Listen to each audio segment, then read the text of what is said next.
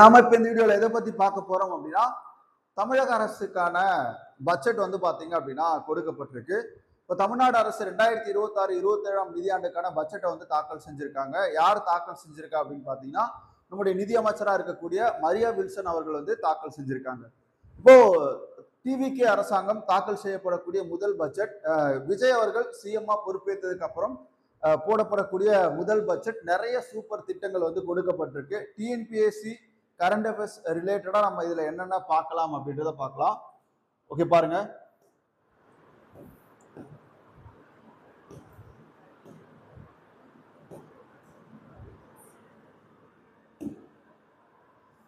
Okay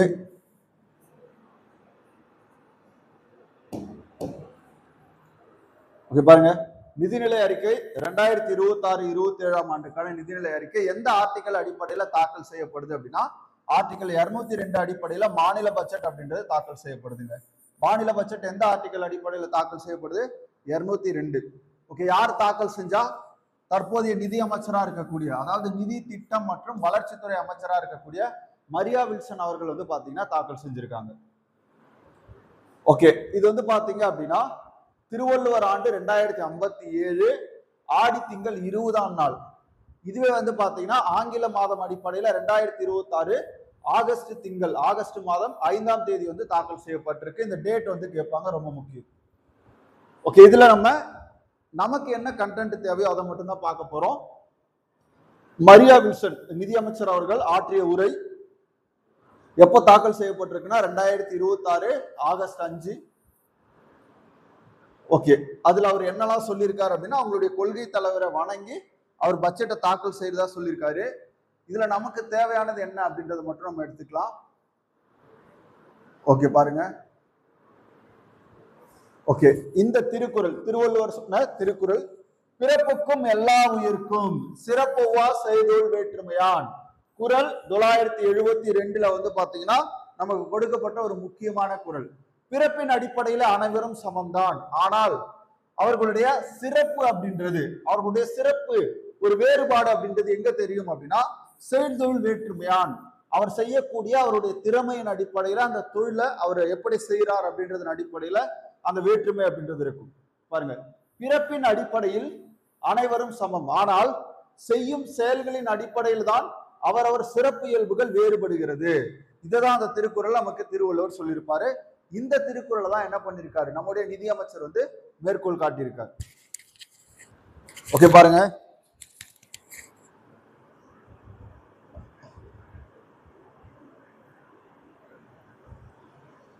okay, என்னென்ன முக்கியமான விஷயம் இருக்கு அப்படின்னு பார்ப்போம்.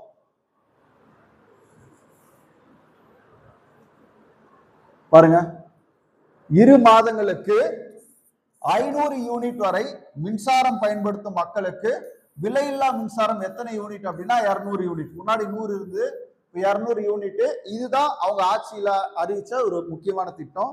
அடுத்து என்னென்ன திட்டம் அப்படின்னு பார்க்கணும். விவசாய பெருமக்கள் கூட்டுறவு சங்கம் மூலம் பெற்ற கூட்டுறவு, அதாவது பயிர்க்கடன் வந்து தள்ளுபடி செஞ்சிருக்காங்க. அந்த விஷயம் வந்து சொல்லியிருக்காரு. குறுவை சிறப்பு தொகுப்பு வந்து வழங்கப்பட்டிருக்கு, இதுவும் சொல்லியிருக்காங்க. பெண்களுடைய பாதுகாப்பை உறுதி செய்ய இந்த அரசால் தொடங்கப்பட்ட திட்டம் சிங்கப்பெண் சிறப்பு அதிரடிப்படை திட்டம், அதுவும் சொல்லப்பட்டிருக்கு. அதுக்கு போதைப் பொருள் கலாச்சாரத்தை ஒழிப்பதற்காக மாவட்டந்தோறும் போதைப் பொருள் தடுப்பு சிறப்பு பிரிவு வந்து உருவாக்கியிருக்காங்க, இதுவும் சொல்லியிருக்காங்க. அடுத்து பாத்தீங்கன்னா, கல்வி நிறுவனங்கள், வழிபாட்டு தலங்கள் மற்றும் பேருந்து நிலையங்களுக்கு அருகில் பொதுமக்களின் அன்றாட வாழ்வில் இடையூறாக அமர்ந்திருந்த 717 சில்லறை மதுபான விற்பனை கடை டாஸ்மார்க் வந்து மூடி இருக்காங்க, அது சொல்லப்பட்டிருக்கு. அரசு மருத்துவமனையில் பிறக்கக்கூடிய குழந்தைகளுக்கு தாய்மாமன் தங்க மோதிர திட்டம் வந்து அறிமுகம் செய்யப்பட்டிருக்கு. ஓகேவா? அடுத்து இந்த திட்டம் எப்ப தொடங்கப்பட போகுது அப்படின்னா, பேரறிஞர் அண்ணாவின் பிறந்த நாளான செப்டம்பர் 15ஆம் தேதி முதல் இது செயல்படுத்தப்படும் அப்படின்றத சொல்லியிருக்காங்க. ஓகே, அடுத்து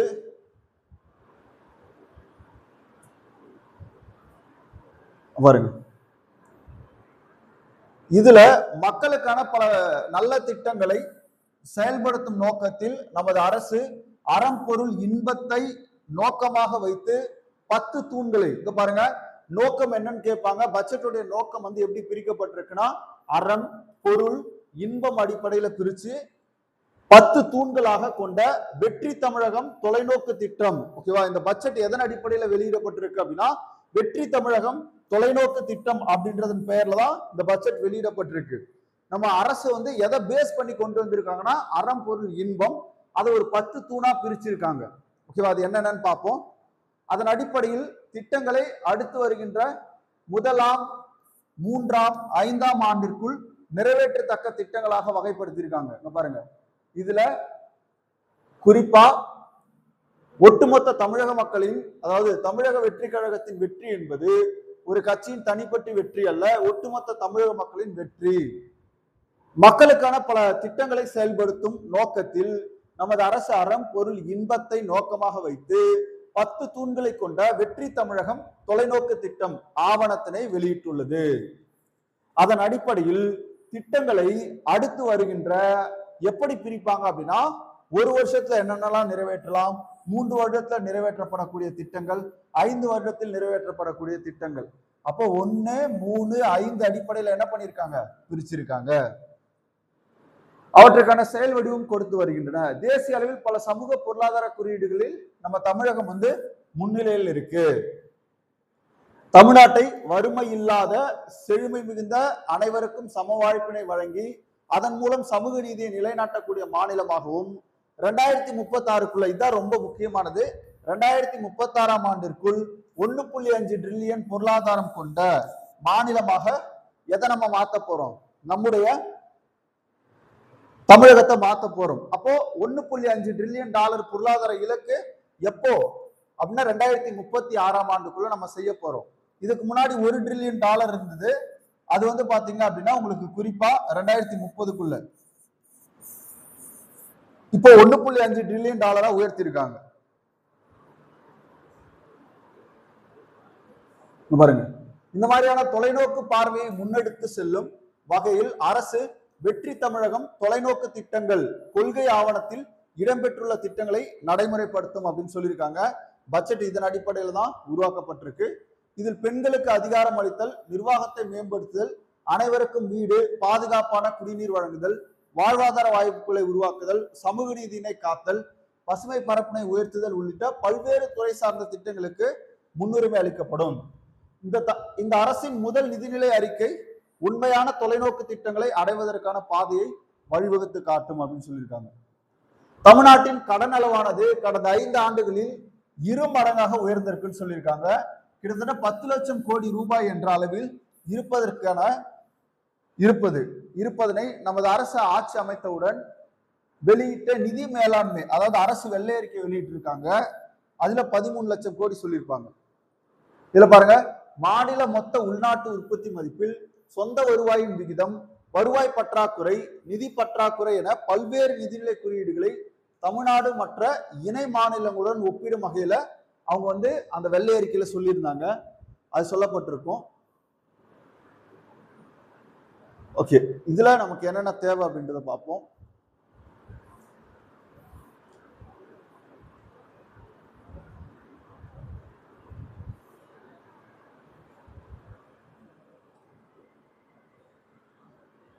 ஓகே, இதுல அரசுடைய அந்த சிறப்புகள் வந்து சொல்லியிருக்காங்க. ஓகே, இது ஒரு பட்ஜெட் டயலாக் இது. ஓகேவா? விஜய் சார் சொன்னது சட்டமன்றத்துல, மக்களின் வரி பணத்தில் இருந்து 1 பைசாவும் தொடமாட்டோம், தொட்டா விடமாட்டோம், தொட்டவர்களையும் விடமாட்டோம், இதற்கு முன்னு தொட்டவர்களையும் விடமாட்டோம் அப்படின்ற மாதிரி சொல்லியிருப்பாங்க. ஓகே, இதை வந்து கொடுத்துருக்காங்க. ஓகே, இது வேணா நமக்கு என்னென்ன திட்டம் அறிவிச்சிருக்காங்க அப்படின்னு மட்டும் பார்ப்போம். ஓகே, பாருங்க.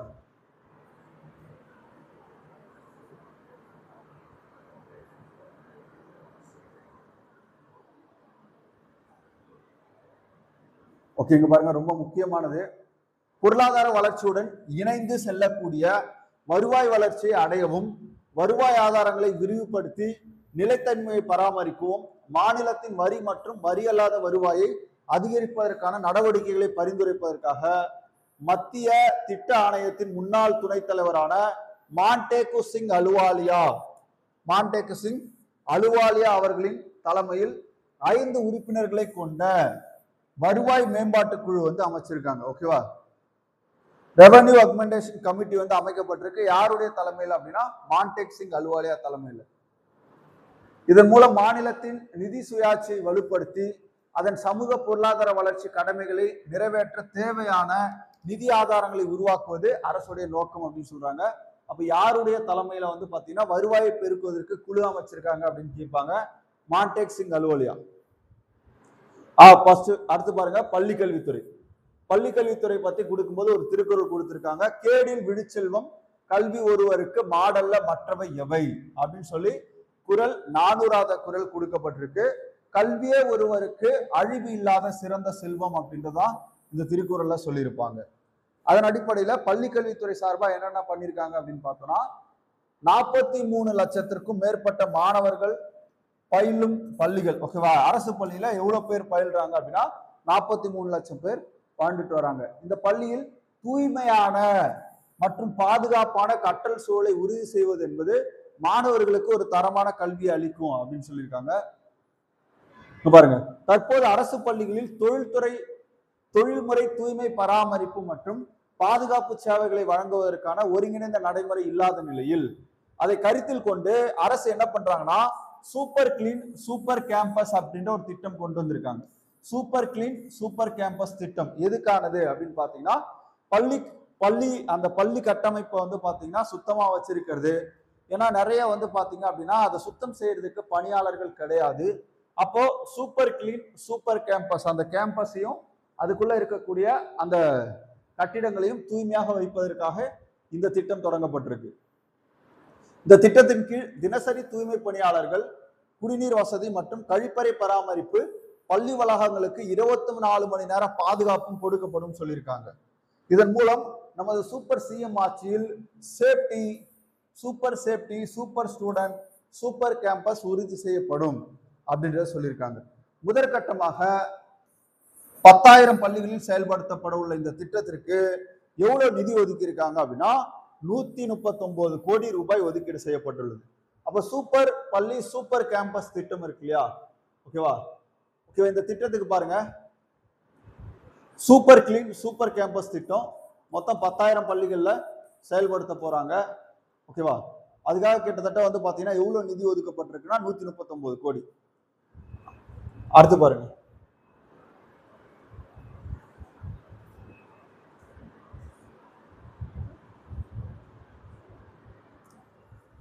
பாருங்க,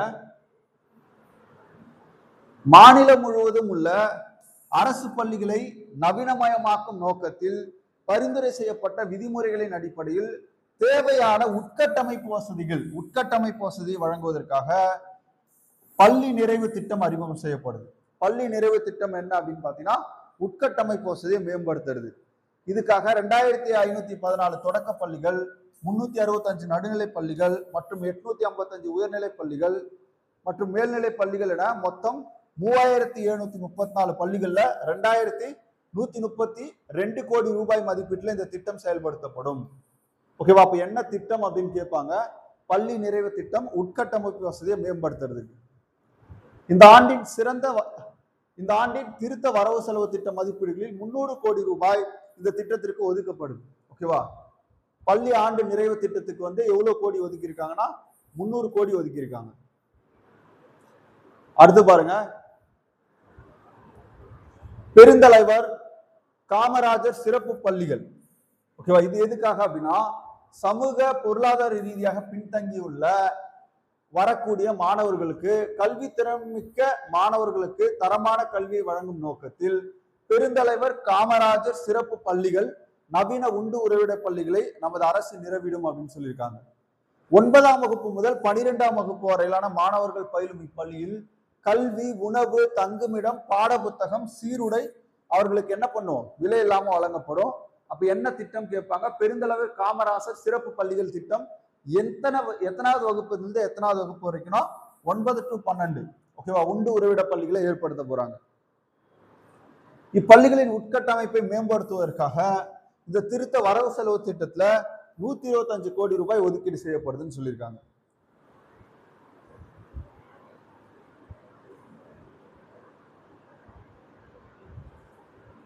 ஓகேங்க, பாருங்க. பாடத்திட்டம் மாற்றி அமைக்கப்படுது. அதுக்காக மயில்சாமி அண்ணாதுரை அவர்கள் தலைமையில குழு அமைச்சிருக்காங்க. பகுத்தறிவு சிந்தனை, படைப்பாற்றல், நிதிசார் அறிவு, பாலின சமத்துவம், சுற்றுச்சூழல் விழிப்புணர்வு, கணினி திறன், போட்டித் தேர்வுகளை எதிர்கொள்ளும் திறன், உலகளாவிய குடியுரிமை பண்பு ஆகியவற்றில் கவனம் செலுத்துவது ஒரு துடிப்பான முற்போக்கான பாடத்திட்டத்தை வந்து உருவாக்க போறாங்க.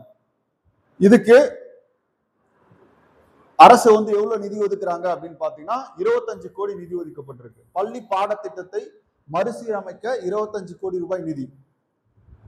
சே நோ டு ட்ரக்ஸ் என்று சொன்னவர், என்றென்றும் அதை சொல்பவர் நமது மாண்புமிகு தமிழ்நாடு முதலமைச்சர். ட்ரக்ஸை விடு, ஸ்போர்ட்ஸை எடுன்னு சொல்லியிருப்பாரு. அதை இங்க கொடுத்திருக்காங்க. ஓகே, பாருங்க. இளமயல் கல் அப்படின்னு யார் சொன்னா அப்படின்னு பாத்தீங்கன்னா, இளமயல் கல் அப்படின்னு சொன்னது வந்து ஔவையார். ஆத்திச்சூடியில சொல்லியிருப்பாங்க. அதை இங்க கொடுத்திருக்காங்க.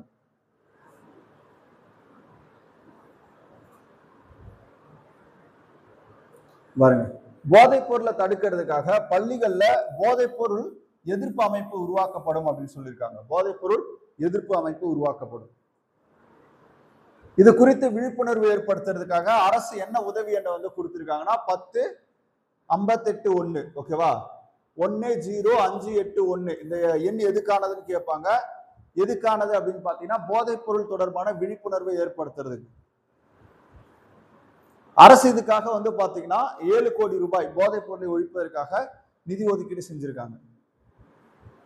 மாணவர்களும் ஆசிரியர்களும் பாதுகாப்பாகவும் ரகசியமாகவும் தகவல் தெரிவிக்க ஏதுவாக போதைப் பொருள் இல்லா தமிழ்நாடு, ட்ரக் ஃப்ரீ தமிழ்நாடு என்ற செயலியின் மூலம் போதைப் பொருள் கடத்தல் பயன்பாடு குறித்த தகவல்களை பகிரலாம். அப்போ என்ன செயலி உருவாக்கப்பட்டிருக்கு அப்படின்னு பாத்தீங்கன்னா போதைப் பொருள் இல்லா தமிழ்நாடு செயலி. ஓகேவா, எதுக்காக அப்படின்னா அது சம்பந்தமான தகவல் தெரிஞ்சது அப்படின்னா நம்ம இந்த செயலிலே கம்ப்ளைண்ட் பண்ணலாம். ஓகேவா, அப்போ ட்ரக்ஸ் ஃப்ரீ தமிழ்நாடு, ஓகேவா, அப்படின்ற ஒரு செயலி வந்து உருவாக்கப்பட்டிருக்கு.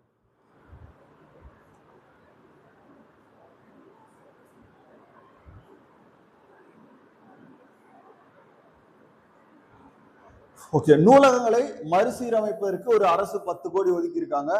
அது ஓகே.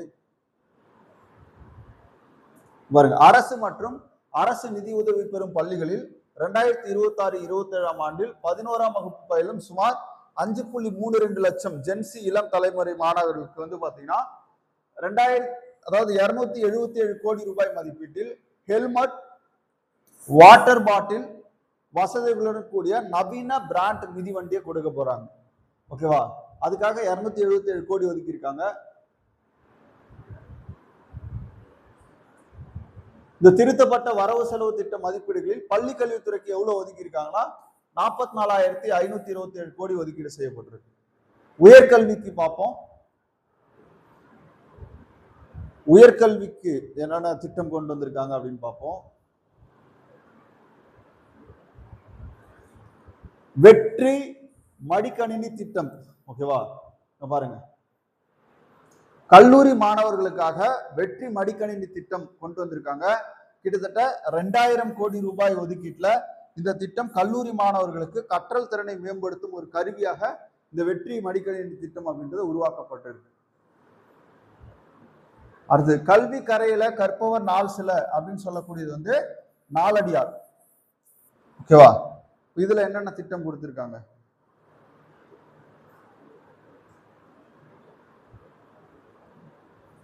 மாநிலம் முழுவதும் மாணவர்கள் தங்கும் வசதிகளை மேம்படுத்தும் நோக்கில் 10 கோடி ரூபாய் ஆரம்ப மூலதானத்துடன் தமிழ்நாடு மாணவர் தங்கும் விடுதி மற்றும் உட்கட்டமைப்பு நிறுவனம் என்ற சிறப்பு நோக்கு நிறுவனத்தை அரசு நிறுவ இருக்காங்க. ஓகேவா, தமிழ்நாடு மாணவர் தங்கும் விடுதி மற்றும் உட்கட்டமைப்பு நிறுவனம் என்ற சிறப்பு நோக்கு நிறுவனம். ஓகேவா, ஸ்பெஷல் பர்பஸ் வெஹிக்கிள் ஒன்றை நமது அரசு அமைக்கும். டிஎன் சுடர் மாணவர் குடியிருப்புகள். ஓகேவா, டிஎன் சுடர் அப்படின்றது மாணவர் குடியிருப்பு மாநில அளவிலான மேம்பாட்டு வளர்ச்சி முன்னேற்றம் அப்படின்ற முதன்மை திட்டத்தின் கீழ் முக்கிய கல்வி மையங்களில் 1 லட்சம் நவீன படுக்கை வசதிகளுடன் கூடிய 200 ஒருங்கிணைந்த மாணவர் விடுதிகள் கட்டப்படும் சொல்லியிருக்காங்க. இதுக்காக சுமார் 32,200 கோடி ரூபாய் மதிப்பீட்டுல அரசு தனியார் கூட்டாண்மை மாதிரி அடிப்படையில் இந்த திட்டம் செயல்படுத்தப்படும். இதற்கு மாநில அரசின் 20% கட்டுமான மானியம் அடுத்த 2 நிதியாண்டுகளில் 40 கோடி ரூபாயும் வழங்கப்படும் சொல்லியிருக்காங்க. இந்த திட்டம் பரவலாக உள்ள தங்குமிடங்களை ஒருங்கிணைத்த உயர்தர வசதி கொண்ட வளாகங்களாக மாற்றி அமைக்கும்.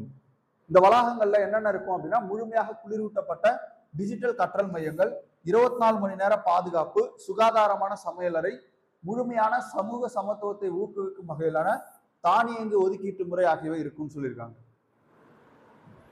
பல்வேறு சமூகங்கள் மதங்களை சார்ந்த இளைஞர்களை டிஎன் சுடர் திட்டம் மூலம் ஒன்றிணைக்கலாம். அடுத்து பாருங்க, 2027-28 கல்வியாண்டில் மதுரையில் சீர்மிகு சட்டப்பள்ளி தரத்தில் மேம்பட்ட சட்டக்கல்வி வழங்க சிறப்பு அரசு சட்டக்கல்லூரி 300 மாணவர்களின் சேர்க்கையுடன் தொடங்கப்படும் சொல்லியிருக்காங்க. அப்ப சிறப்பு சட்டக்கல்லூரி எங்க தொடங்கப்படும் அப்படின்னு கேட்டாங்கன்னா, எங்க? மதுரையில. அப்ப அதுக்காக உயர்கல்வித்துறைக்கு மொத்தம் எவ்வளவு நிதி ஒதுக்கீடுபட்டிருக்குன்னா 8393 கோடி. தொழிலாளர் நலன் மற்றும் திறன் மேம்பாடு, இதுல என்னென்ன சொல்லியிருக்காங்க அப்படின்னு பார்ப்போம்.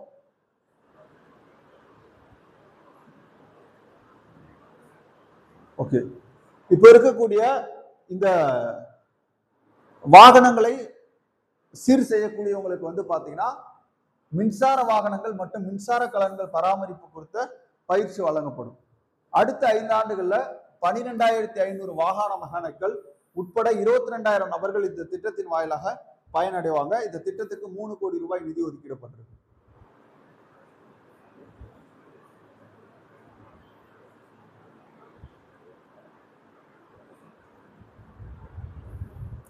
செயற்கை நுண்ணறிவு இயந்திர கற்றல் AANML, ஓகேவா, மெஷின் லேர்னிங் பத்தி என்ன பண்ண போறாங்க அப்படின்னா ஐடிஐகள்ல அறிமுகப்படுத்த போறாங்க. அதுக்கு 10 கோடி ஒதுக்கப்பட்டிருக்கு.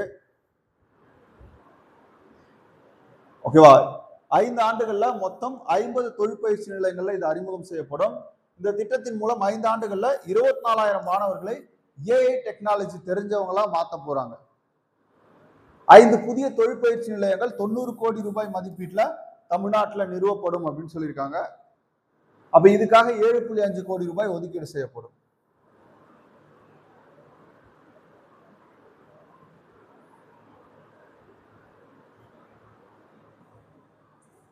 பாருங்க, மாவட்ட வேலைவாய்ப்பு மற்றும் தொழில் வழிகாட்டும் மையங்கள் மூலமாக SSC, RRB, IBS போட்டித் தேர்வுகளுக்கு கூடுதல் பயிற்சி வகுப்புகள் நடத்த 3.38 கோடி ரூபாய் நிதி ஒதுக்கீடு செய்யப்பட்டிருக்கு.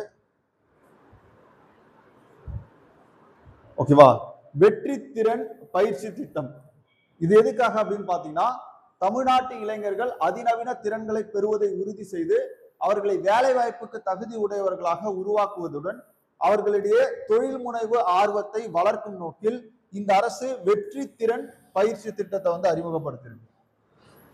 இந்த திட்டத்தின் கீழ் நடப்பாண்டுல 12 லட்சம் கல்லூரி மாணவர்களுக்கு 1 லட்சம் வேலையில்லா இளைஞர்களுக்கும் தொழில் தேவைக்கு ஏற்ப திறன் பயிற்சி வழங்கப்படும். அரசு மற்றும் தனியார் தொழில் நிறுவனங்களுடன் இணைந்து முதற்கட்டமாக 20,000 இளைஞர்களுக்கு பணியிட பயிற்சி வழங்கப்படும் அப்படின்னு சொல்லியிருக்காங்க. இந்த பணியிட பயிற்சி காலத்தில் பட்டதாரி தொழிற்கல்வி தகுதி பெற்றவர்களுக்கு மாத உதவி தொகையும் நிரந்தர வேலை வாய்ப்பு இல்லாத குடும்பங்களை சேர்ந்த இளைஞர்களுக்கு இத்திட்டத்தின் கீழ் முன்னுரிமையும் அளிக்கப்படும் சொல்லியிருக்காங்க. இதுக்காக எவ்வளவு ஒதுக்கி இருக்காங்க? 150 கோடி ஒதுக்கப்பட்டிருக்கு.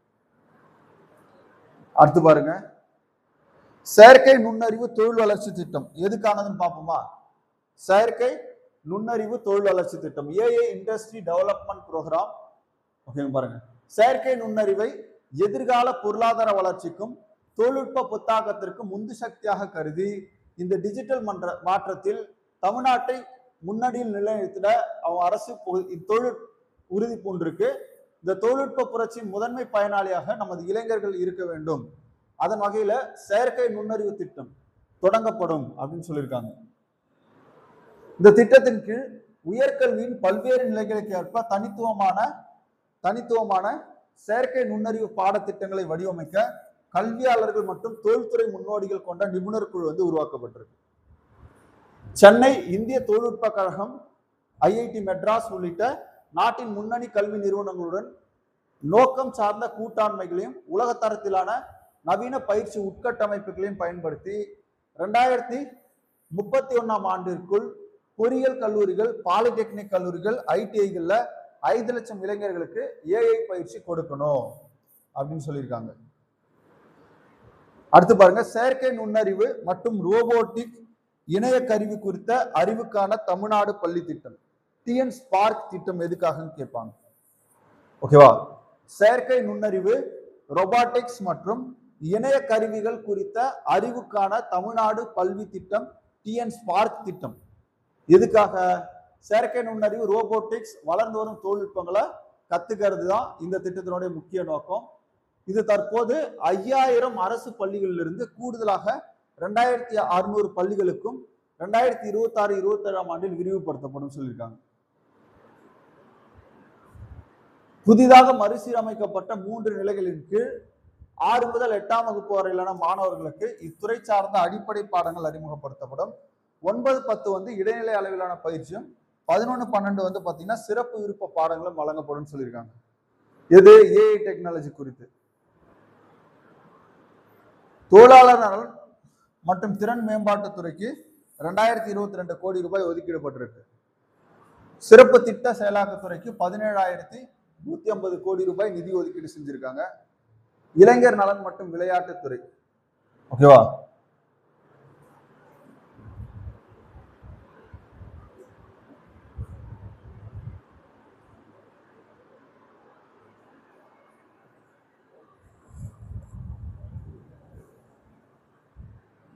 பாருங்க.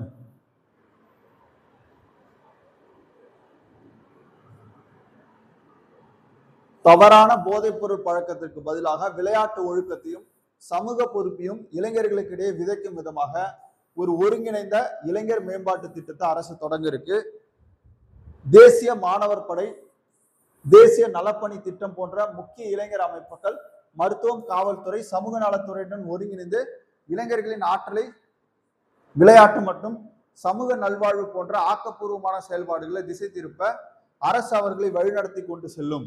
அனைவருக்கும் விளையாட்டு, அனைத்து இடங்களிலும் விளையாட்டு என்பதன் மூலம் நமது நிறுவனங்கள் பாதுகாப்பானதாகவும் முற்றிலும் போதைப் பொருள் அற்ற புகலிடமாகவும் இருக்குன்னு சொல்லியிருக்காங்க.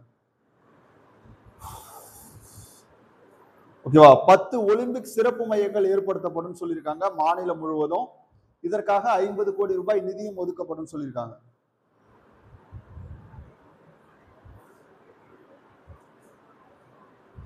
அடுத்து பாருங்க, தமிழ்நாடு கிராமிய விளையாட்டு போட்டி, ஓகேவா, நிதி தமிழரின் பாரம்பரிய விளையாட்டுகளை உலக அரங்கிற்கு கொண்டு செல்லும் வகையில் தமிழ்நாடு கிராமிய விளையாட்டு போட்டி நடத்த 42 கோடியும், தமிழ்நாடு உடற்கல்வி மற்றும் விளையாட்டு பல்கலைக்கழகத்தின் உட்கட்டமைப்பை மேம்படுத்த 2 கோடியும் நிதி ஒதுக்கீடு செய்யப்பட்டிருக்கு.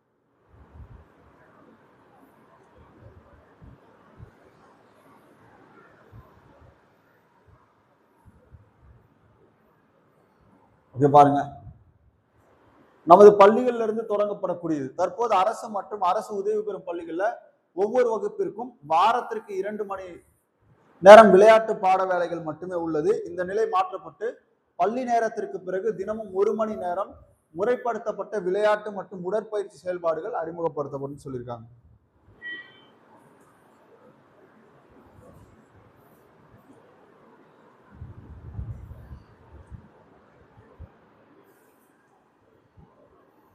ஓகேவா? விளையாட்டு மற்றும் மேம்பாட்டுத்துறைக்கு வந்து 1051 கோடி ஒதுக்கீடு செய்யப்பட்டிருக்கு. சமூக நீதி,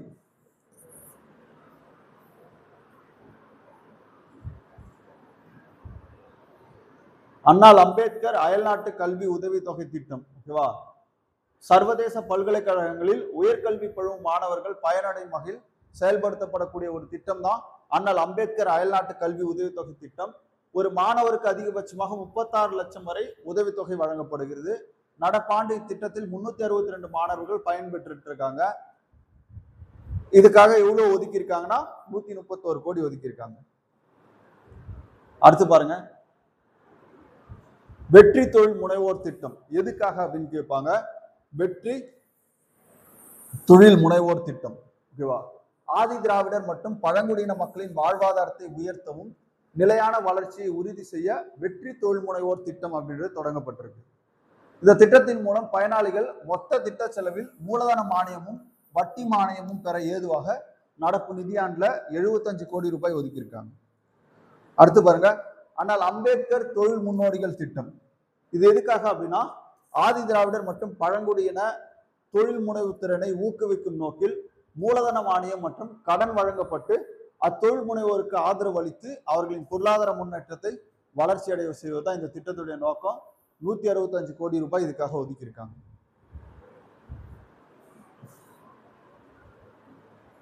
அடுத்து பாருங்க, மண்ணின் மகள் திட்டம். ஆதி திராவிடர் மற்றும் பழங்குடியின பெண் விவசாய தொழிலாளர்களை நில உரிமையாளர்களாக மாற்றக்கூடிய நோக்கத்தோட மண்ணின் மகள் அப்படின்ற ஒரு திட்டம் தொடங்கப்பட்டிருக்கு. என்ன திட்டம்? மண்ணின் மகள் திட்டம். இந்த திட்டத்தின் கீழ் பயனாளிகளுக்கு விவசாயம் செய்திட தேவையான நவீன தொழில்நுட்ப பயிற்சி வழங்கப்படும். திருத்த வரவு செலவு திட்ட மதிப்பீடுகளில் இத்திட்டத்திற்கு 20 கோடி ரூபாய் நிதி பாத்தீங்கன்னா ஒதுக்கீடு செய்யப்படும் சொல்றாங்க.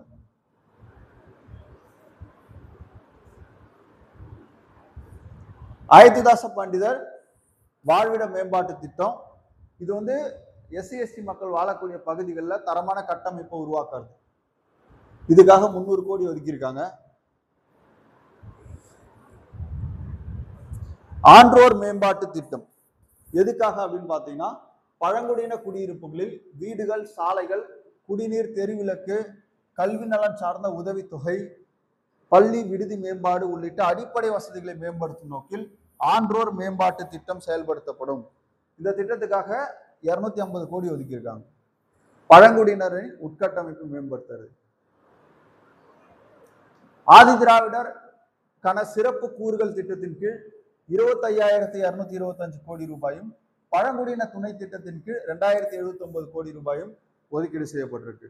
அப்ப இந்த திட்ட மதிப்பீட்டுல சமூக நீதித்துறைக்கு 3,937 கோடி ரூபாய் ஒதுக்கீடு செய்யப்பட்டிருக்கு. பிற்படுத்தப்பட்டோர், மிகவும் பிற்படுத்தப்பட்டோர் நலன்.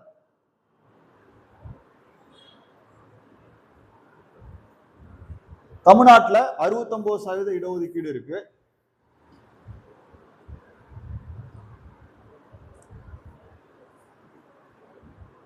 ஓகே பாருங்க, பிற்படுத்தப்பட்டோர் சீர்மரப்பினர் பள்ளி மற்றும் உயர்கல்வியை எவ்வித தடையும் என்று தொடர்ந்திட 372 கோடி ரூபாய் பள்ளி படிப்பு மற்றும் பள்ளி மேற்படிப்பு கல்வி உதவித்தொகைக்காகவும் 77 கோடி ரூபாய் பாத்தீங்கன்னா 7.5% உதவித்தொகை, 7.5% இடஒதுக்கீட்டின் கீழ் மருத்துவம், பல் மருத்துவம் படிக்கக்கூடிய மாணவருக்கு கொடுத்திருக்காங்க. 13.41 கோடி ரூபாய் கல்வி இடைநிற்றலை தவிர்க்கும் பொறுத்து ஒதுக்கப்பட்டிருக்கு.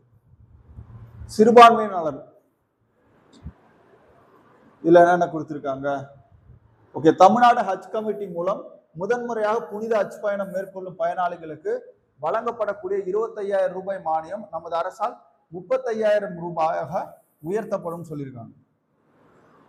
கிறிஸ்துவ மற்றும் முஸ்லிம் மகளிர் உதவி சங்கங்கள் 1.05 கோடி ரூபாய் ஒதுக்கீட்டில் கூடுதலாக துவக்கப்படும் சொல்லியிருக்காங்க.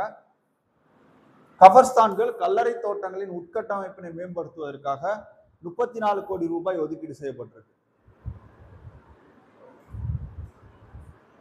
ஓகே, இங்க பாருங்க, பிற்படுத்தப்பட்டோர், மிகவும் பிற்படுத்தப்பட்டோர் சிறுபான்மை நலத்துறைக்கு 1,700 கோடி ரூபாய் ஒதுக்கீடு செய்யப்பட்டிருக்கு. மாற்றுத்திறனாளிகள் பிறப்புக்கும் எல்லா உயிருக்கும், ஓகேவா, இது அவங்க சொன்னது. மாற்றுத்திறனாளிகள் துறை சார்பா என்னென்ன திட்டம் கொண்டு வந்திருக்காங்க? ஓகே பாருங்க, தற்போதுள்ள உதவி உபகரணங்கள் வழங்கும் திட்டத்தில் இடம்பெறாத செயற்கை நுண்ணறிவு சார்ந்த நவீன உபகரணங்கள், விளையாட்டு, செயற்கை கால், மின்தசை சமிஞ்சைகள் மூலம் செயல்படும் மேல் கை, இதெல்லாம் வாங்குறதுக்கு பாத்தீங்க அப்படின்னா அதிகபட்சமாக 30,000 ரூபாய் வரை நிதியுதவி வழங்கப்படும் சொல்லியிருக்காங்க. அடுத்து பாருங்க, தஞ்சாவூர், திருவண்ணாமலை, சேலம், கடலூர் மற்றும் விருதுநகர் மாவட்டங்களில் அறிவுசார் குறைபாடு உடையோருக்கான அரசு நிறுவனங்களை நம்பிக்கை இல்லம் என்ற பெயரில் அமைக்கப்படும் சொல்லியிருக்காங்க. நம்பிக்கை இல்லம் எங்கெங்கெல்லாம் அமைக்கப்படும்? தஞ்சாவூர், திருவண்ணாமலை, சேலம், கடலூர், விருதுநகர்ல. இந்த நிறுவனங்கள் 3 வயது அதற்கு மேற்பட்ட குழந்தைகளுக்கு சிறப்பு கல்வி, ஆரம்பகால பயிற்சி, மறுவாழ்வு, தொழில்நுட்ப பயிற்சி இதெல்லாமே கொடுப்பாங்க. ஒவ்வொரு நிறுவனமும் 50 மாணவர்கள் பயிலும் பகல் நேர பள்ளியாக செயல்பட்டு பின்னர் தங்குமிட வசதியுடன் கூடிய நிறுவனமாக மேம்படுத்தப்படும் சொல்லியிருக்காங்க. இதுக்காக 4 கோடி ரூபாய் ஒதுக்கப்பட்டிருக்கு. மாற்றுத்திறனாளி துறைக்கு 1,485 கோடி ரூபாய் ஒதுக்கீடு செய்யப்பட்டிருக்கு. சமூக நலன் மற்றும் மகளிர் மேம்பாட்டுத்துறை, ஓகேவா, ரொம்ப முக்கியமா இதுலதான் நிறைய திட்டம் இருக்கும். தமிழ்நாட்டின் பெண்கள் அனைவரும் தன் குடும்பத்தில் ஒருவராக கருதும் நம்முடைய மாண்புமிகு முதலமைச்சர் அவர்கள் அப்பெண்களின் திருமண நாளில் 8 கிராம் தங்க நாணயமும் ஒரு பட்டுப்புடவையும் கொடுப்பார். ஓகேவா? திருமணத்தப்ப 8 கிராம் தங்க நாணயம் ஒரு பட்டுப்புடவை. அது என்ன பேர்ல வழங்கப்படும் அப்படின்னா அண்ணனின் சீராக வழங்கப்படும். இந்த திட்டத்தை செயல்படுத்த 812 கோடி ரூபாய் ஒதுக்கீடு செய்யப்பட்டிருக்கு. அடுத்து பாருங்க,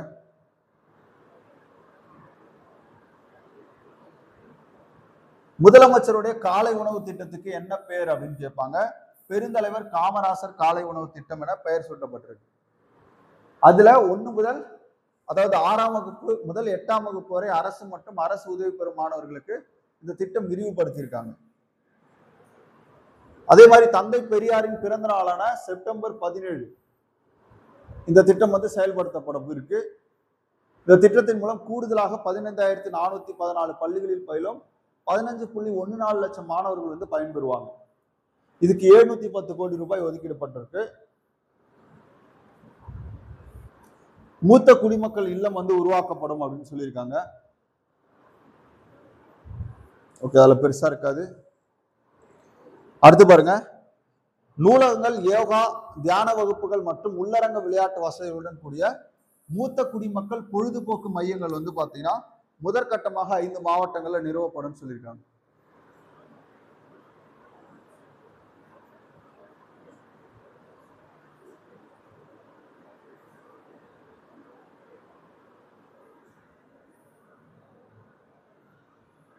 நடப்பாண்டில் 500 அங்கன்வாடி கட்டிடங்கள் கட்டப்படும் சொல்லியிருக்காங்க.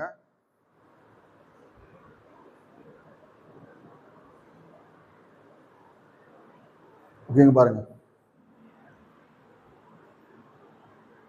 திருநர்களுக்கு பாதுகாப்பான தங்குமிடம், உணவு, ஆலோசனை மற்றும் மறுவாழ்வு ஆதரவை வழங்குவதற்காக 5 மாவட்டங்களில் அரண் என்ற தங்குமிட வசதிகள் நிறுவப்படும். அரண் என்ற தங்குமிடம் யாருக்காக அப்படின்னு பாத்தீங்கன்னா திருநர்களுக்காக.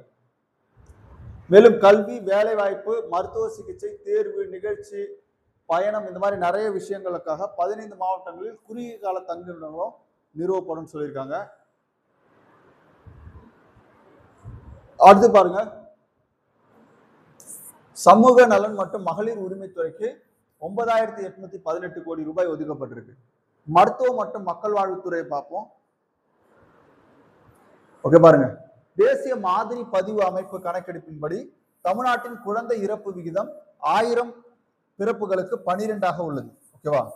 தேசிய அளவில் மிக குறைந்த விகிதம் அப்படின்னு சொல்லியிருக்காங்க.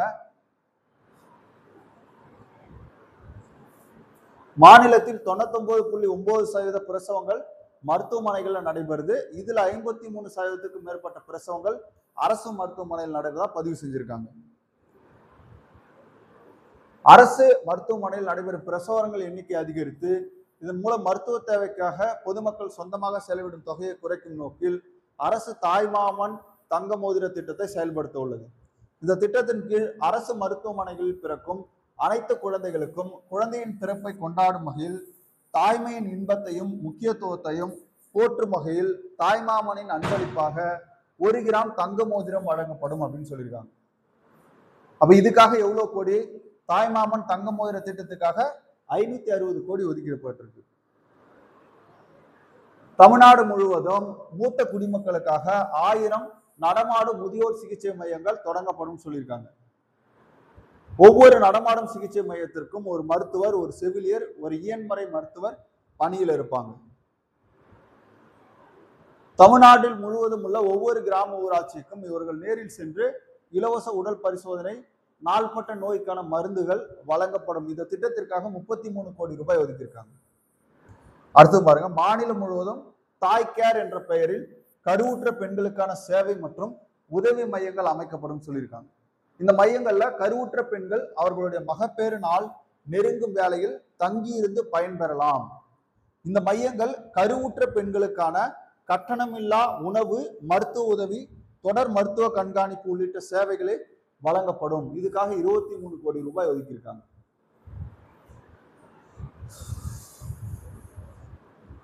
பாருங்க, தொலைதூர மற்றும் கிராமப்புறங்களில் வாழும் மக்களுக்கு சிறப்பு மருத்துவ பராமரிப்பு கிடைப்பதை உறுதி செய்யும் நோக்கில் மையம் கிளை ஹப்ஸ்போக் வந்து பாத்தீங்கன்னா மருத்துவமனைகள் வழங்கலான தொலைதூர மருத்துவ பராமரிப்பு அமைப்பு உருவாக்கப்படும் சொல்லியிருக்காங்க.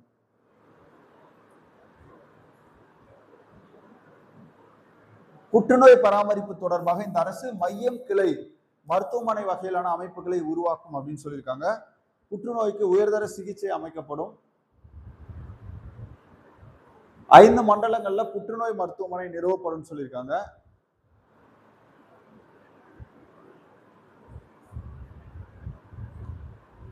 ஓகே, அதுக்கப்புறம் பார்ப்போம். எவ்வளவு கோடி ஒதுக்கி இருக்காங்கன்னா மருத்துவத்துறைக்கு 23,357 கோடி ஒதுக்கீடு செய்யப்பட்டிருக்கு.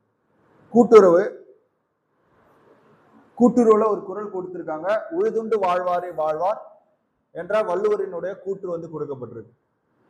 மற்றெல்லாம் தொழுதுண்டு பின் செல்பவர் அப்படின்னு சொல்லக்கூடிய திருக்குறள்.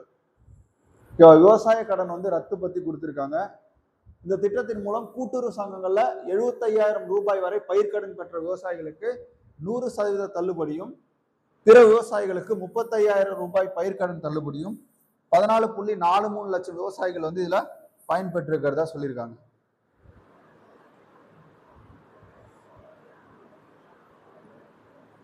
அடுத்து பாருங்க, கூட்டுறவுத்துறைக்கு எவ்வளவு கோடி ஒதுக்கி இருக்காங்கன்னா 8,028 கோடி ஒதுக்கி இருக்காங்க. வேளாண் மற்றும் உழவர் நலன் துறை இதுல நிறைய திட்டம் கொண்டு வந்திருப்பாங்க. மேட்டூர் அணை எப்பவுமே எப்ப திறக்கப்படும் அப்படின்னா ஜூன் 12.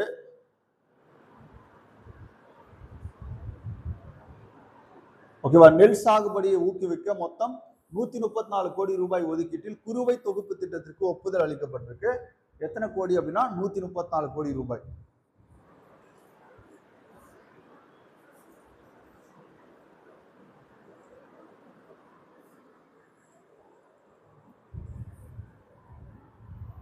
ஓகே பாருங்க, விவசாயிகளுக்கு வழங்கப்படும் மின் மானியத்திற்கு இந்த அரசு எவ்வளவு ஒதுக்கி இருக்காங்கன்னா 7,432 கோடி ரூபாய் ஒதுக்கீடு செய்யப்பட்டிருக்கு. அப்போ மொத்தம் வேளாண் துறைக்கு வந்து பாத்தீங்கன்னா 14,984 கோடி ரூபாய் நிதி ஒதுக்கீடு வந்து செய்யப்பட்டிருக்கு. கால்நடை பராமரிப்பு பாருங்க, நடப்பு நிதியாண்டில் ஊரக பகுதிகளில் வாழும் நலிவடைந்த கைமை பெண்கள், ஆதரவற்ற பெண்கள், திருநர்கள் மற்றும் மாற்றுத்திறனாளிகளுக்கு வெற்றி மகளிர் ஆடு வளர்ப்பு திட்டம். ஓகேவா, ரொம்ப முக்கியமான ஒரு திட்டம். யார் யாரெல்லாம் இதுல வந்து வருவாங்க அப்படின்னா கிராம பகுதிகளில் நலிவடைந்த கைமை பெண்கள், ஆதரவற்ற பெண்கள், அதுக்கப்புறம் திருநர்கள், மாற்றுத்திறனாளிகள் வெற்றி மகளிர் ஆடுகள் வளர்ப்பு திட்டத்தின் கீழ் வருவாங்க. 100% மானியத்தில் 5 வெள்ளாடு அல்லது செம்மறி ஆடுகள் வழங்கப்படும். இதன் மூலம் சுமார் 30,000 தகுதியுள்ள நபர்கள் பயன்பெறுவாங்கன்னு சொல்லியிருக்காங்க. இதுக்காக அரசு வந்து 110 கோடி ரூபாய் ஒதுக்கீடு செஞ்சிருக்கு. கால்நடை மருத்துவமனைக்கு தேவையான 41 கட்டிடங்கள் 47 கோடி ரூபாய் மதிப்பீட்டில் உருவாக்கப்படும் சொல்லியிருக்காங்க. கால்நடை மருத்துவமனைகள் கால்நடை பல்நோக்கு மருத்துவமனைகளாகவும், 210 கால்நடை மருந்தகங்கள் கால்நடை மருத்துவமனைகளாகவும் 40 கோடி ரூபாய் ஒதுக்கீட்டில் தரம் உயர்த்தப்படும். அதே மாதிரி 143 புதிய நடமாடும் கால்நடை மருத்துவ பிரிவுகளும் 35 கோடி ரூபாய் மதிப்பீட்டில் உருவாக்கப்படும் சொல்லியிருக்காங்க. விவசாயிகளுக்கு நிதி பாதுகாப்பை வழங்கும் நோக்கில் கால்நடைகளை காப்போம் என்ற புதிய கால்நடை காப்பு திட்டத்தை அரசு வந்து அமல்படுத்தியிருக்கு. ஓகேவா, கால்நடை காப்போம். அப்ப இதுக்காக எவ்வளவு ஒதுக்கி இருக்காங்க அப்படின்னா 31 கோடி ரூபாய் ஒதுக்கி இருக்காங்க.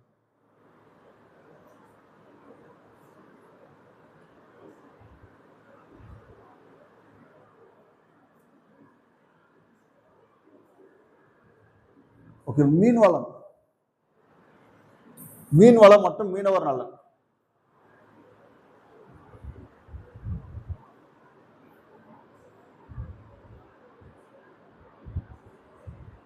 மீனவர்களுக்காக மீன்பிடிப்பு குறைவு மற்றும் தடைக்கால நிவாரணம், மானிய விலையில் டீசல், மண்ணெண்ணெய், மீனவர்களுக்கு தேவையான நிலையான உட்கட்டமைப்பை உருவாக்கும் விதமாக மீன்பிடி துறைமுகம், இறங்கு தளம், மீன் பண்ணை, ஓகேவா, தடுப்பு சுவர் இதெல்லாம் வந்து பாத்தீங்கன்னா அரசு மேம்படுத்தி கொடுக்கும். ஓகே, இதுல திட்டம் எதுன்னு பாத்தீங்கன்னா மீன்பிடி தொழிலில் ஈடுபட்டுள்ள மீனவர்களுக்கு மாநில அரசு ஒரு குடும்பத்திற்கு 6,000 ரூபாய் என்ற அளவில் பணியில்லா கால மீன்பிடி உதவித்தொகை வந்து வழங்கி வருது. இந்த அரசு தற்போது அதோடைய தொகையை வந்து பாத்தீங்கன்னா 7,000 ரூபாயாக உயர்த்தியிருக்காங்க.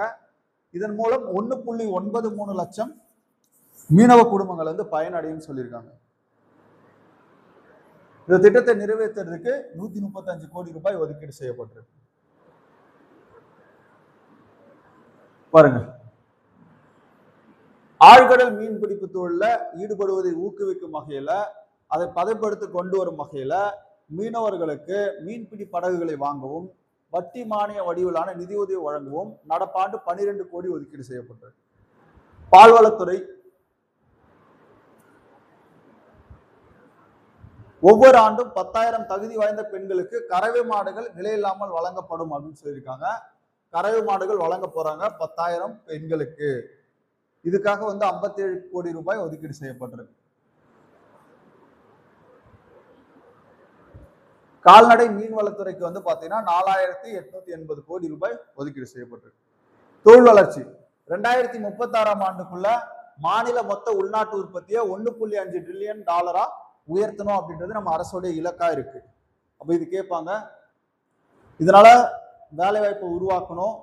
நமது அரசு பொறுப்பேற்றவுடன் 14,790 நேரடி மற்றும் மறைமுக வேலை வாய்ப்பை உருவாக்கும் நோக்கில் 35,062 கோடி ரூபாய் மதிப்பிலான 7 புரிந்துணர்வு ஒப்பந்தங்களை கையெழுத்திட்டு இருக்கு.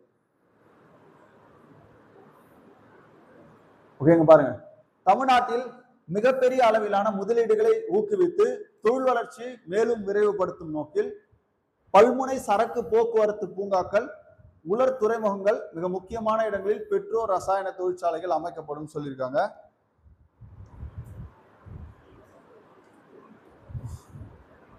அடுத்து பார்ப்போம். பாருங்க, தமிழ்நாடு தொழில்திறன் விவரப்பட்டியலை அரசு உருவாக்க போகுது. எதுக்காக அப்படின்னு பாத்தீங்கன்னா, பாருங்க, தொழில் மற்றும் பொருளாதார வளர்ச்சி முன்னணி மாநிலங்களில் ஒன்றாக தமிழ்நாடு திகழ்கிறது.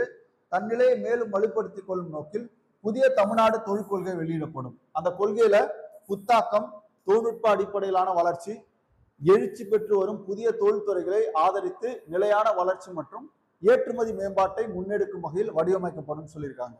மேலும் மாநிலத்தின் உற்பத்தி விநியோக தகுதிகளை பட்டியலிட்டு முதலீட்டாளர் உள்ளூர் சூழலை ஆழமாக புரிந்து கொள்ள உதவும் ஒரு விரிவான டிஜிட்டல் தளமாக தமிழ்நாடு தொழில் திறன் விரிவு பட்டியல் வந்து உருவாக்கப்படும் சொல்லியிருக்காங்க. தமிழ்நாட்டின் போட்டி திறனை மேலும் செம்மைப்படுத்தும் வகையில் செயற்கை நுண்ணறிவு தொழில்நுட்பத்துடன் இயங்கும் வழிகாட்டி 3.0 என்னும் புதிய முதலீட்டு சேவை அமைப்பை தமிழக அரசு வந்து உருவாக்க போறாங்க. இதன் மூலம் தமிழ்நாட்டில் முதலீடு செய்ய விரும்பும் நிறுவனங்களுக்கு தேவையான தகவல்களை, அனுமதிகள், சேவைகள் அனைத்தும் ஒரே இடத்துல ஒற்றை சாளர முறையில வழங்குவாங்க. வழிகாட்டி 3.0 அமைப்பின் முக்கிய அங்கம் தமிழ்நாடு ஒற்றை சாளர இணையம் 3.0 மேம்படுத்தப்பட்ட வடிவில் செயல்படுத்தப்படும்.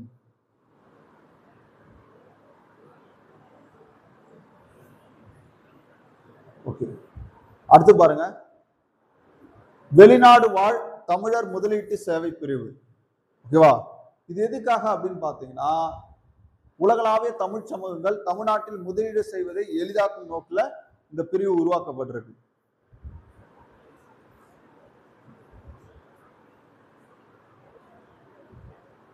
ஓகேவா, 3,200 கோடி ரூபாய் மதிப்பீட்டுல அடுத்த 5 ஆண்டுகள்ல சிப்காட் என்ன பண்ண போறாங்கன்னா மேம்படுத்த போறாங்க. அது கொடுத்திருக்காங்க. தென் தமிழ்நாட்டின் தூத்துக்குடி மற்றும் திருநெல்வேலி மாவட்டங்களை விண்வெளி தொழில்நுட்ப முதலீட்டு மண்டலமாக அறிவிக்கப்படும் சொல்லியிருக்காங்க. தென் தமிழ்நாட்டுல தூத்துக்குடி மற்றும் திருநெல்வேலி மாவட்டங்கள் என்னவா அறிவிக்கப்பட இருக்கு? விண்வெளி தொழில் முதலீட்டு மண்டலமாக அறிவிக்கப்பட இருக்கு. இதன் மூலம் தென் மாவட்டங்களில் தொழில் வளர்ச்சி ஒரு மிகப்பெரிய முன்னேற்றம் ஏற்படும் அப்படின்னு சொல்லியிருக்காங்க. தூத்துக்குடி மாவட்டம் குலசேகரப்பட்டினத்தில் அமைந்துள்ள விண்வெளி ஏவுதளத்தின் அளப்பரியா புவியியல் மற்றும் உத்திசார் முக்கியத்துவத்தை அடிப்படையாக கொண்டு இந்த முதலீட்டு மண்டலம் அமையும் சொல்லியிருக்காங்க. இதுக்காக வந்து பாத்தீங்கன்னா இன்ஃபேஸ் உடன் என்ன பண்ணிருக்காங்க, மாநில அரசு இணைந்து செயல்பட போறாங்க. மேம்பட்ட விண்கல பொது தொழில்நுட்ப வசதியை நிறுவி வருகிறது. மாநில அரசு ஒரு மேம்பட்ட விண்கல பொது தொழில்நுட்ப வசதியை நிறுவி வராங்க. செயற்கை நுண்ணறிவு மற்றும் டீப் டெக் மேம்பாட்டிற்காக இந்தியாவின் முதல் செயற்கை நுண்ணறிவு மற்றும் புத்தாக்க நகரமாக அறிவகம் உருவாக்கப்படும் சொல்லியிருக்காங்க. இந்த நகரில் செயற்கை நுண்ணறிவு பல்கலைக்கழகம், சர்வதேச திறன் மேம்பாட்டு மையம், குறைக்கடத்தி வான்பொருள் சோதனை, இது எல்லாமே அதுல கிடைக்கும். அதே மாதிரி பல்துறை புத்தாக்க இன்குபேட்டர் மற்றும் நவீன குடியிருப்பு உட்கட்டமைப்பு வசதியும் இடம்பெறும்.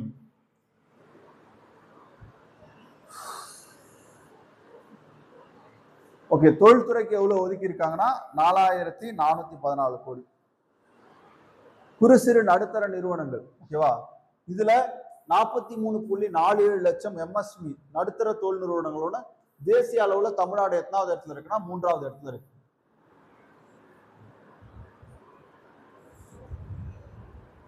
பசுமை எஃகு உற்பத்தி முன்முயற்சிக்கு அடுத்த 5 ஆண்டுகள்ல 300 கோடி ரூபாய் மதிப்பீட்டுல திட்டம் செயல்படுத்தப்படும் சொல்லியிருக்காங்க.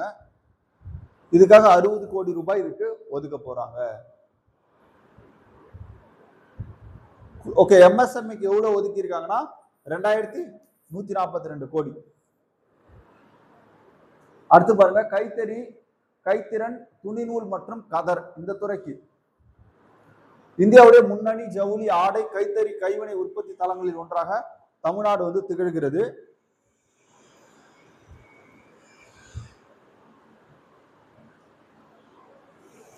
ஓகே பாருங்க, தமிழ்நாடு வடிவமைப்பு நிறுவனம் மாநில முக்கியத்துவம் வாய்ந்த நிறுவனமாக தமிழ்நாடு வடிவமைப்பு நிறுவனம் அமைக்கப்படும்.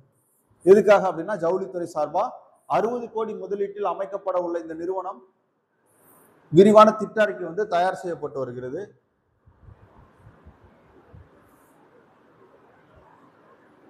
இந்தியாவின் ஜவுளி உற்பத்தி மாநிலமா தமிழ்நாடு விளங்கிட்டு இருக்கு. நூல் கிண்ணம்,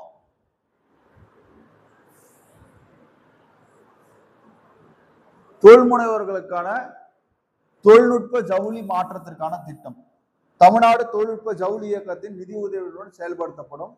இதுல தொழில் முனைவோர், குறு சிறு நடுத்தர தொழில் நிறுவனங்கள் மற்றும் ஜவுளி உற்பத்தியாளர்கள் தொழில்நுட்ப ஜவுளித்துறை மாறுவதற்கு தேவையான பன்னாட்டு வாய்ப்புகள், தொழில்நுட்ப பயிற்சி, பரிமாற்றம், சந்தை நுண்ணறிவு, புத்தாக்க ஆதரவு, தொழில்நுட்ப வழிகாட்டுதல் ஆகியவற்றை வழங்கப்படும் சொல்லியிருக்காங்க.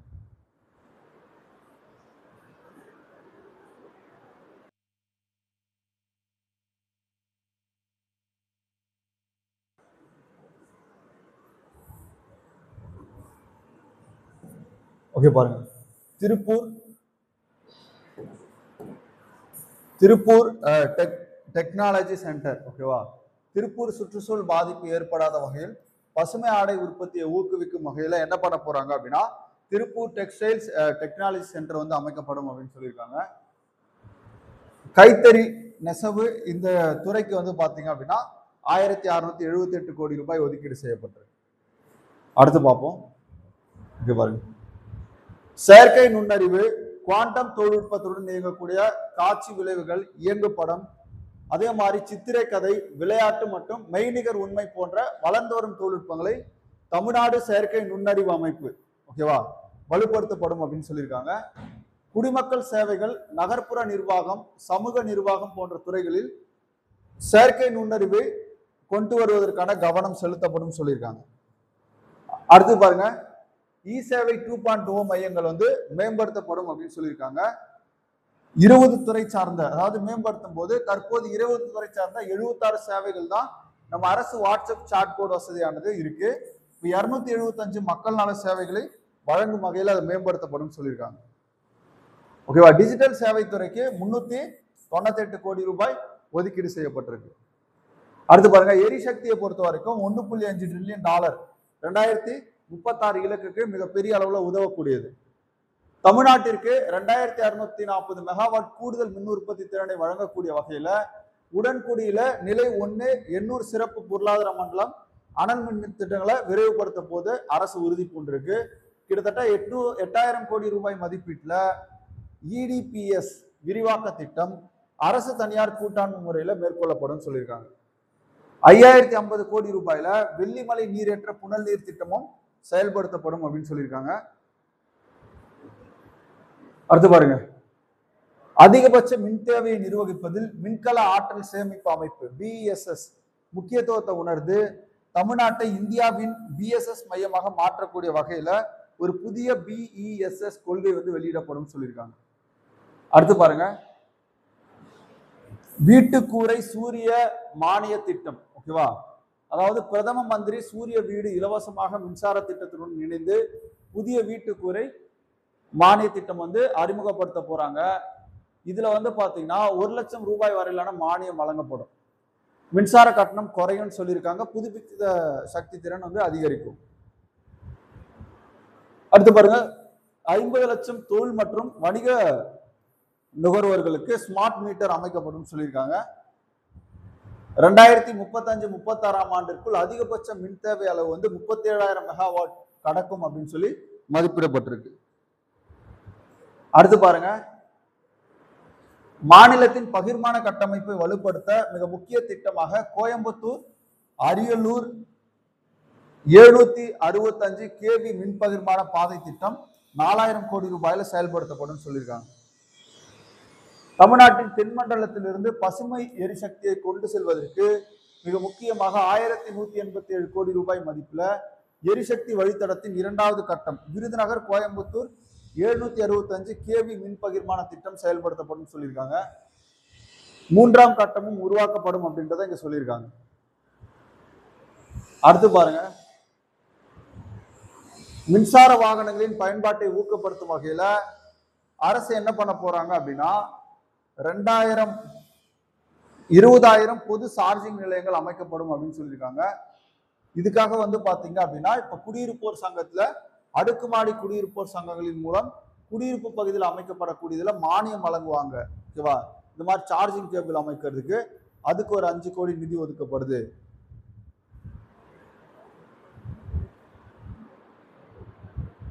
அடுத்து பாருங்க, தமிழ்நாட்டில் மனைகள் மற்றும் கட்டிடங்களுக்கான திட்ட அனுமதியை விரைந்து வழங்கணும் அப்படின்னு சொல்லியிருக்காங்க. அதுக்காக வந்து செயற்கை நுண்ணறிவு தொழில்நுட்பத்துடன் கூடிய இணை வழி திட்ட அனுமதி தளம் வந்து உருவாக்கப்படும் சொல்லியிருக்காங்க. Single platform for efficient expedited development speed அப்படின்ட்டு சொல்லி உருவாக்க போறாங்க. ஸ்பீட்னா என்னன்னு கேட்பாங்க. ஓகேவா? Single platform for efficient expedited development அப்படின்றது. ஓகே, மாநகர இளைஞர் மற்றும் குடும்ப வசதி திட்டம். ஓகேவா? இது திட்டம் என்னன்னு பாருங்க. குறைந்த வருமானம் கொண்ட குடும்பங்களுக்கு ஆற்றல் மிக்க இளைஞர்கள் கண்ணியமான, பாதுகாப்பான மற்றும் தரமான குடியிருப்பு வசதியை பெறுவது இந்த அரசினுடைய முக்கிய நோக்கம். இதை முன்னெடுத்து செல்லும் வகையில் தமிழ்நாடு நகர்ப்புற வாழ்விட மேம்பாட்டு வாரியத்தால் சென்னை பெருநகர பகுதிகளில் மாநகர இளைஞர் குடும்ப வீட்டு வசதி திட்டம் வந்து தொடங்கப்படும் சொல்லியிருக்காங்க. அடுத்த 7 ஆண்டுகள்ல 1,00,000 வீடுகள் கட்டித்தரப்படும் அப்படின்றதையும் பதிவு செஞ்சிருக்காங்க. அடுத்து பாருங்க, வீட்டு வசதி மற்றும் நகர்ப்புற வளர்ச்சித்துறைக்கு 8,852 கோடி ஒதுக்கீடுபட்டிருக்கு. அடுத்து ஒருங்கிணைந்த நகர்ப்புற மேம்பாட்டு திட்டம் கொண்டு வரப்படும். இதுக்காக வந்து பாத்தீங்க அப்படின்னா இங்க பாருங்க, ஒருங்கிணைந்த திடக்கழிவு மேம்பாடு, நகர சாலைகள், நகர போக்குவரத்து, இந்த மாதிரி உட்கட்டமைப்பு எல்லாம் சேர்த்து முதலமைச்சரின் ஒருங்கிணைந்த நகர்ப்புற மேம்பாட்டு திட்டம் வந்து உருவாக்கப்படும் அப்படின்னு சொல்லியிருக்காங்க. அடுத்து பாருங்க, முதன்மை சுற்றுக்குழாய் திட்டம். ஓகேவா? குடிநீர் விநியோகத்துக்காக உருவாக்கப்படக்கூடிய திட்டம். இதுல எதெல்லாம் செய்ய போறாங்க அப்படின்னு பாத்தீங்கன்னா சென்னை மாநகரம் முழுவதும் சமமான மற்றும் தடையற்ற குடிநீர் விநியோகம் கிடைக்கிறதுக்கு உறுதி செய்யும் வகையில கொண்டு வர போறாங்க. இதுவே தூய்மையான குடிநீர் விதிவிலக்கின்றி ஒவ்வொரு நாளும் கிடைக்கும் சொல்றாங்க.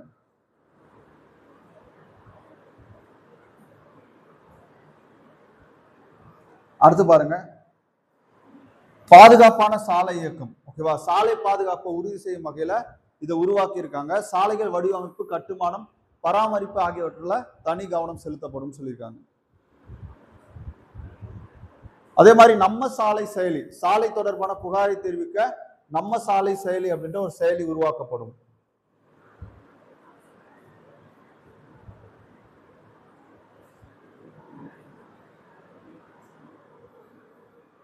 அடுத்து பாருங்க, என்னென்ன திட்டங்கள். நதி இணைப்பு திட்டம், காவிரி, வைகை, குண்டாறு நதி இணைப்பு திட்டத்தினை இந்த அரசு செயல்படுத்தும் சொல்றாங்க. இதுக்காக 150 கோடி ஒதுக்கப்படும். அதே மாதிரி பெண்ணையாறு, செய்யாறு, பெண்ணையாறு, பாலாறு, தாமிரபரணி, வைப்பாறு நதி இணைப்பு திட்டத்திற்கான விரிவான அறிக்கை வந்து தயார் செய்யப்படும் சொல்லியிருக்காங்க. அப்ப 50 கோடி ரூபாய் நிதி ஒதுக்கீட்டு நதி இணைப்பு திட்டங்களுக்கு மொத்தம் 200 கோடி ரூபாய் ஒதுக்கிடப்படுது.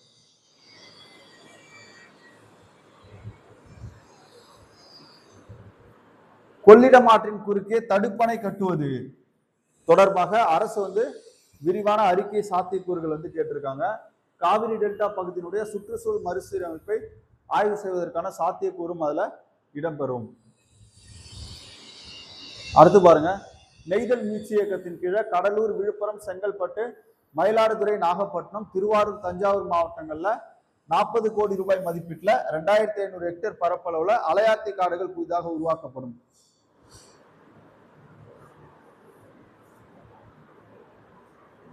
வெற்றி வீடு திட்டங்க. வெற்றி வீடு திட்டம் வந்து பாத்தீங்கன்னா வீடு இல்லாதவங்களுக்கு வீடுகள் கட்டக்கூடிய திட்டம் புதுசா அறிவிச்சிருக்காங்க. எவ்வளவு அப்படின்னு பாத்தீங்கன்னா 3.10 லட்சம் ரூபாயில இருந்து 5 லட்சம் ரூபாயா ஒரு வீடு கட்டுறதுக்கு அரசு கொடுக்க போகுது. கிட்டத்தட்ட 70,000 வீடுகள் கட்டுவதற்கு 3,500 கோடி வந்து ஒதுக்கீடு செஞ்சிருக்காங்க.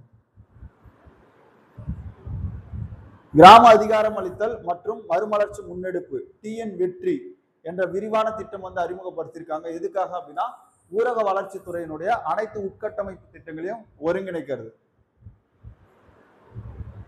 தமிழ்நாடு கிராமப்புற அதிகாரம் அளித்தல் மற்றும் மறுமலர்ச்சி முன்னெடுப்பு திட்டம் ஆண்டிற்கு 6,000 கோடி ரூபாய் ஒதுக்கீட்டில் செயல்படுத்தப்படும். அதான் வெற்றி திட்டம்.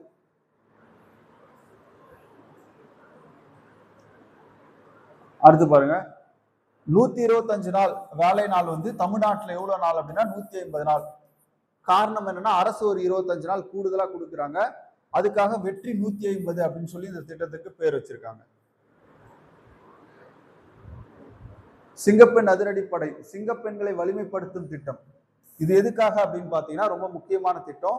மகளிர் சுய உதவி குழு இருக்கு இல்லையா, அதில் இருக்கக்கூடியவங்களை தொழில் முனைவரா மாத்துறது. 5 லட்சம் ரூபாய் முதலீட்டு மானியம் வழங்கப்படும் சொல்லியிருக்காங்க. இதுக்காக அரசு வந்து பாத்தீங்கன்னா 38,000 கோடி ரூபாய் வரை கடன் கொடுக்க இலக்கு நிர்ணயிச்சிருக்காங்க.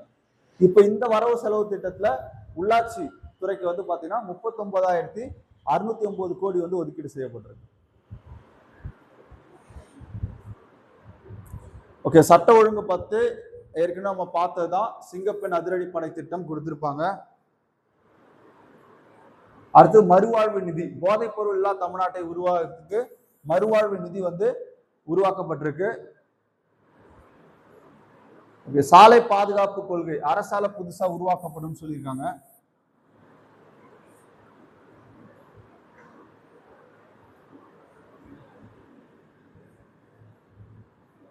ஓகே, அவ்வளவுதாங்க. பட்ஜெட்ல பெருசா இருக்கிறது எல்லாமே பார்த்தாச்சு. காலி பணியிடங்கள், அரசு துறைகளில் ஏற்படக்கூடிய காலி பணியிடங்களை உடனடியா நிரப்புவாங்க அப்படின்றத சொல்லியிருக்காங்க. பேரிடர் மீட்பு துறையை பொறுத்த வரைக்கும் பெருசா எதுவும் இருக்காது. அவ்வளவுதான், ஒட்டுமொத்த பட்ஜெட்டும் முடிச்சிருக்கோம்.